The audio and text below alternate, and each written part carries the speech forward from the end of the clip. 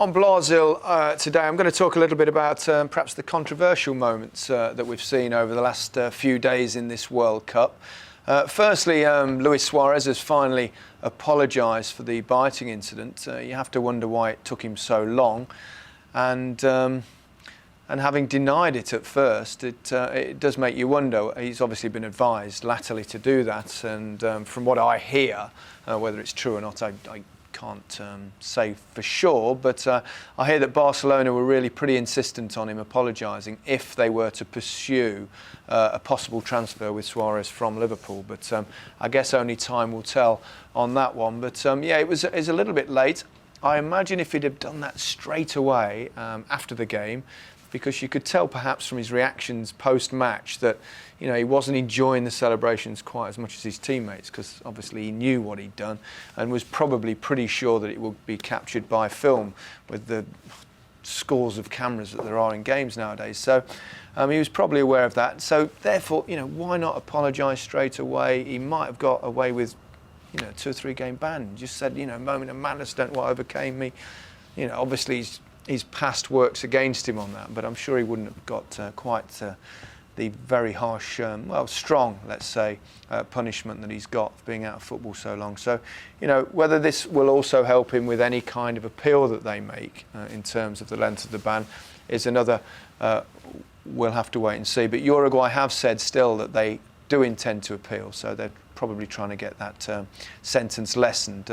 We shall see. But I think, also Suarez should probably, and it's got to come from him really, I think, try and get a bit of help in some sort of anger management classes or whatever it is, because he's clearly got issues in that department. And he's such a great player, and we want to see the great players on the pitch. We don't want to see the great players letting themselves down and doing ridiculously grotesque things like that. So let's hope he sorts himself out for everyone, and particularly him.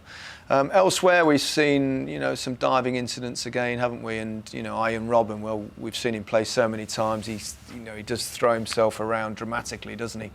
And probably 4 or 5 times in the game just the other day. And he then comes out and admits that he dived in one incident and got away with it, and then didn't dive for the penalty. But the problem, of course, is the old crying wolf, isn't it? If you keep doing it and keep doing it, when are we really to believe when you properly foul? But obviously the ref believed him at the end, gave the penalty that was so crucial in Holland's victory over Mexico. So yeah, I think another player really needs to look at himself. But I suppose we can applaud his honesty. At least he admitted he threw himself and made the most of a particular incident. So it's something we want to see stamped out of the game. It's that play acting, players pretending to be injured, all those kind of things, stuff that we don't want to see on the field. And it's difficult though, especially with diving, to be 100% sure when a player does it, because I know from my experience when I played that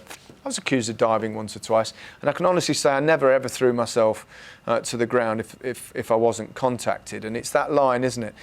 If you feel that you get hit, if you feel you've got contact and you're running at pace, it does tend to throw you off balance and knock you to the ground. I think that's fundamentally different to actually knocking the ball past someone, then leaping in the air without any contact whatsoever. There's a part of being a centre forward where sometimes you for example, you threw on a goalkeeper and the goalkeeper comes out your feet and you think to yourself, if I can, and you're going away from the goal perhaps, if I can just flick it past him, he'll have no opportunity, it'd be impossible for him to avoid bringing me down. And in that sense, what you've got to try and do is entice goalkeepers out. So it's almost part of the game. And it's the same with defenders. If you can just nick it past them, they might foul you. But I personally think that's very different to actually diving. But others will disagree. But yeah, Robben, I think he goes beyond the line on occasions, and he's actually admitted that himself. So let's hope that referees stamp it out. But again, it's not easy for them.